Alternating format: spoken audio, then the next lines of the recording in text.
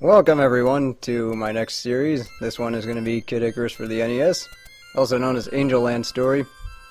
This game came out in 1986 and was made by Nintendo. Also the same year Metroid came out.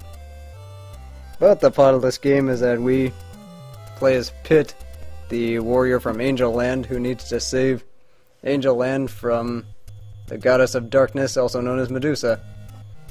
So let's get this started. You move around, can duck, shoot up, or jump. So pretty basic controls. Here we have snakes, which you need to kill to get hearts. Hearts help you buy stuff, and also raise your score. So let's just deal with these guys. These snakes do come out in packs of 4, and also there are about 4 of them. So I'll just add it out till I'm up to 16. This game has aged quite a bit, and you'll be seeing a few of it, or a bit of it later on. And one thing that is with the controls is that Pit does have a bit of sliding, kind of like forward momentum in those early games. Here we have our first room. This one is empty now, but if you were playing on New Game Plus, which actually exists in this game, you would have gotten a strength arrow upgrade from Zeus, which he helps you too. Here we have more snakes.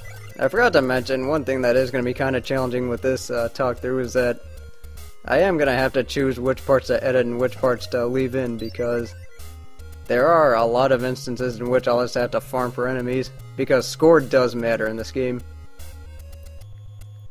So here we have our first encounter with these flying red eyeballs. These guys just like to swoop around in weird patterns. And I am taking extra caution in this stage because these early stages are really the worst part of the game. Also, that's one thing that does turn a lot of people off from this game, unfortunately, is the frustration they'll have early in it. So let's just take care of these eyeballs. Here we have these not solid platforms, and if you do duck, then you end up falling through them, so make sure you don't do that when you're standing on no platform, because otherwise that counts as you falling into a pit and dying. So that's one of the other things I said about this game that has aged badly. Let's just get these hammers. What hammers do is that they let you free centurions in the dungeons to help you fight bosses, but we'll get to those pretty soon. I'm taking the path on the right because I want to go up here and fight some monsters in the monster chamber. This part does get kind of challenging at the beginning, but other than that it's not that bad. And I'll edit these out from now on, since you really don't need to see all this over and over again. So now that we're done with that, let's just keep making our way up. I also like how the screen scrolls in this game. It's actually kind of different compared to most other games. Here's our first encounter with the Grim Reaper. He walks around back and forth, but if he sees you, he goes berserk and then summons all these other monsters to attack you. Or these little Grim Reaper dudes to attack you. What he likes to do is take a few steps and then turn, so if you can stay under him, jump up and shoot him at the right time, then you can get him locked in a pattern.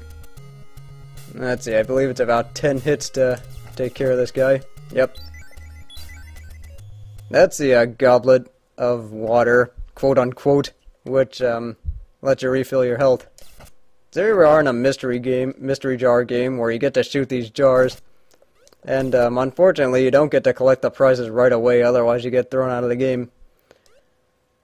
So you just shoot whichever one, and unfortunately it does cost 5 hearts each for each jar you shoot, and if you end up getting the ghost or the god of poverty, you end up losing them all. So let's see, which one is it? Crap. Yeah, it is mostly luck involved in these things. So just a little bit more climbing.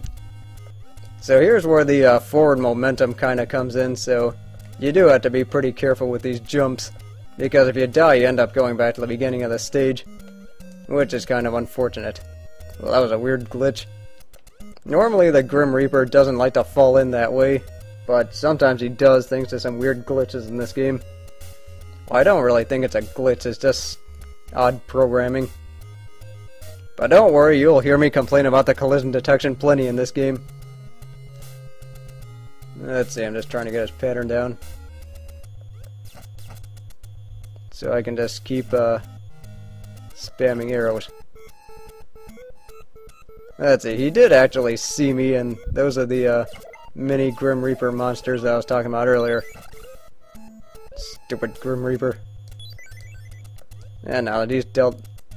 Speaking of weird glitches, that's another thing that happens in this game. Ridiculous. I run into 2 of these in this playthrough.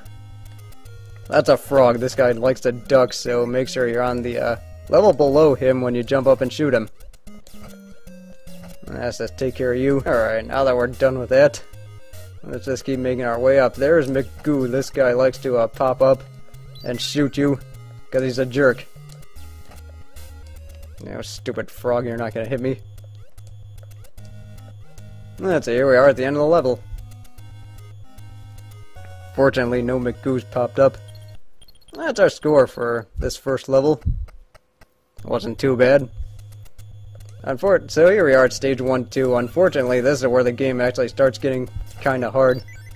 It's this one and stage 1-3 I consider the worst stages in the game because that's when you're at your weakest, and also is when there are a lot of enemies out here that like to pop up and surprise you. Here we have some more eyeballs. These guys aren't too bad to deal with. Okay, now that we're done with that, here's some more snakes. The reason I said score does matter is because it does matter towards what ending you get. In the Game Boy version, it actually matters towards how powerful you become and how much of the 3 sacred treasures you get to use.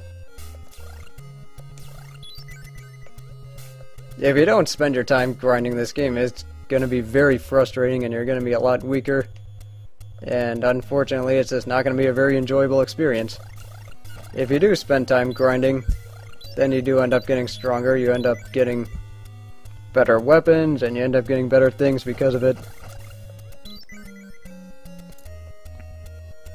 So, I don't really feel like taking on these guys.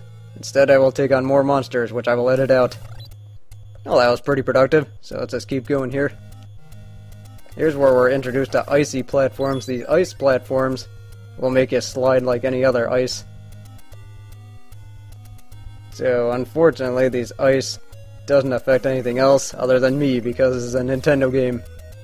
It's one of those everything's against you things.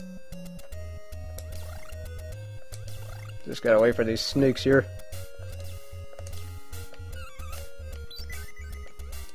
Stupid snakes. Just keep making my way upwards. Just gotta deal with these eyeballs again. Here's where they start actually making things tough for you. It's giving you enemies to deal with really odd platforms, or oddly placed platforms. Ice platforms, no less. Just take these guys out. Here we have a black market. This guy likes to sell you stuff at an inflated price. And you can only buy one thing at a time. See, there's the bottle that serves kind of like a reserve tank from Metroid. There's the barrel, which lets you store extra bottles. And the feather, which saves you from a pit. Kind of like beating the later Mega Man games where he can carry you out of a hole. But we don't need any of those, so let's just keep moving. Well, not at that price at least. I'm going to try and get a bottle later on. Let's see, stupid eyes.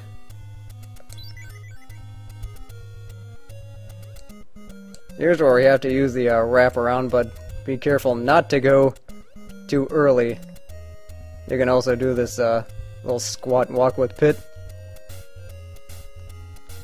And yes, I do have to be ducked in this first part. Crap, he saw me. Well, never mind, let's just kill him anyway. I don't really think you can hurt him when he's running around rampaging like that. Now, unfortunately, since the goblet doesn't respawn, I have to get it now. So I can fight monsters Alright, now that we're done with that, this is some pretty tricky platforming to do. Because there's sliding and there's ice. Just gotta keep going up, and here we see some more snakes. And I'm just making my way past these ice some more. Be careful not to fall off. And here's a very awkwardly placed Grim Reaper next to a door. Just gotta wait for him to turn around and pump him full of arrows. One thing that is odd is whenever you jump and if you shoot at the right time, you end up, or your arrow ends up curving up for some reason. That's like kind of odd. I did do that earlier. Here's our regular store. They like to sell different things like hammers, feathers, and bottles at a cheaper price. So I'll just give me a bottle.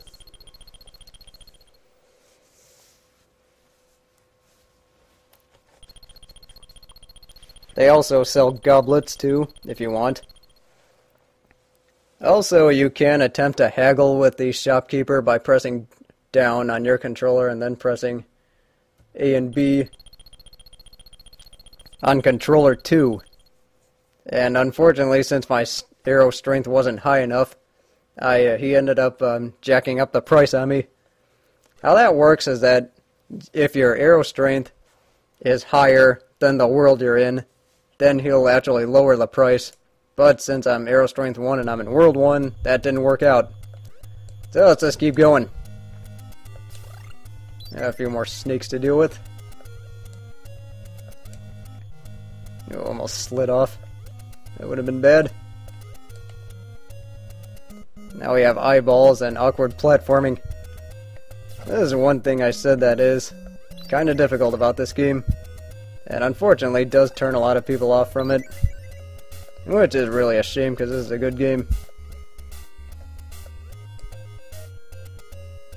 Let's see, how am I going to deal with this? Like that, that's how. Let's just wait for these guys.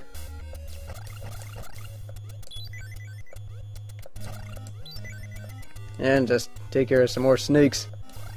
I don't know why I was facing the wrong way on that one. Just get these guys out of the way and hopefully not get killed here. Because that would be bad. That means you'd have to start all the way back at the beginning. Oh, that was a weird glitch. 2 of them just vanished. I'm just having a weird day today.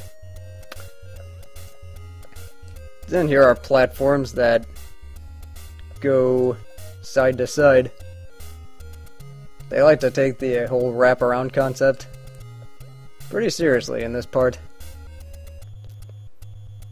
It's gonna come into play much later.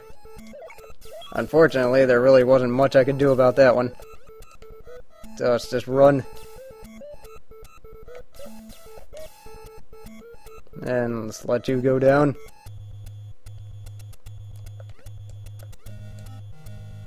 You do have to wait a lot for these platforms, but fortunately they give you plenty of time. That was a McGoo trying to surprise me. Let's just gotta make these jumps. Also, do be careful of McGoos in this area because they can catch you by surprise.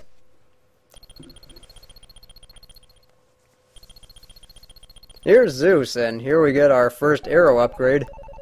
And I turned green for some reason. But now we have strength arrow up to 2, so killing enemies is going to be easier. Especially killing the Grim Reaper. So all I gotta do is get past the Grim Reaper, and we're done with the video. Just hide from you. That's one thing that's unfortunate about recording, is that sometimes you just get interrupted like that.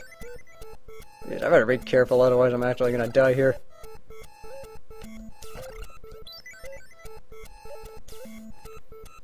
So, where were we? We were taking care of this Grim Reaper. Screw it, we're done here.